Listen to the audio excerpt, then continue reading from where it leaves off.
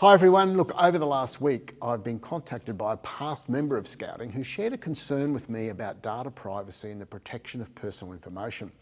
There was a conversation on social media where a previous member had reached out to another previous member. It was all fine. One of the members then shared a document from the mid-1990s that contained both historical details, but at the time, both members of Scouting. However, there were some personal details within that document. Now, the concern was raised with me in terms of why a member would have that information in their possession. And it highlights a real issue around the protection and the retention of Scout information, both whilst a member of Scouting, but also when you have left Scouting. So we now have mechanisms in place to store and protect our member data, but this demonstrates the importance of ensuring the return of all Scouting documentation on a member who's leaving Scouting. Previous records that contain member details must be returned to Scouts Queensland so that we can determine how and where we retain that information or arrange for it to be securely destroyed.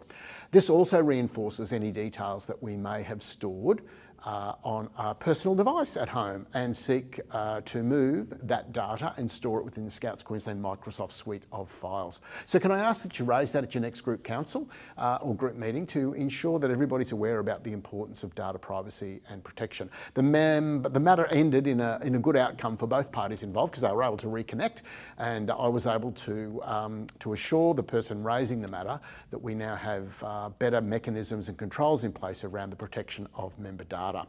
Last weekend, we had the pleasure of welcoming the Governor and the Chief Scout of Queensland, Her Excellency Dr. Jeanette Young, ACPSM, to formally open the new Indooroopilly Scout Den. Youth members, adults, leaders, families and past members gathered to celebrate and recognise this wonderful achievement. And look, it's been a long journey for the group, but they are now well settled into their new home, and there are a couple of photos of that for you to have a look at below. I'm pleased to announce that our reference checking for adult members went live on Monday the 18th of November, which should see a reduction on the workload for our volunteers.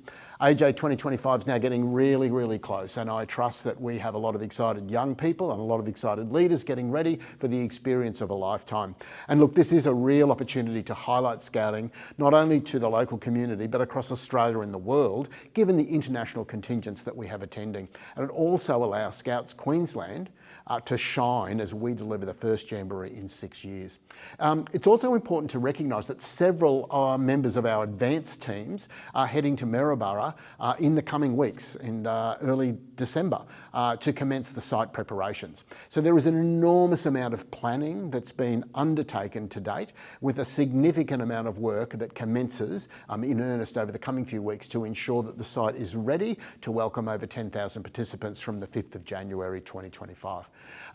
Following the National Rover Council elections held recently, 2 Queensland Rovers have been elected to the roles, and there's a table below. So please, my congratulations to Lily, who is the Events and Initiatives Officer, and to Matthew, who is the Leadership Development Officer. So congratulations and well done.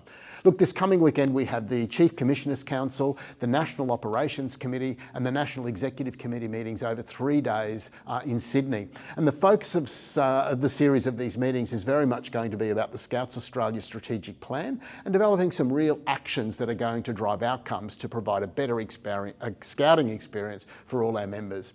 I hope you have a great week and good Scouting.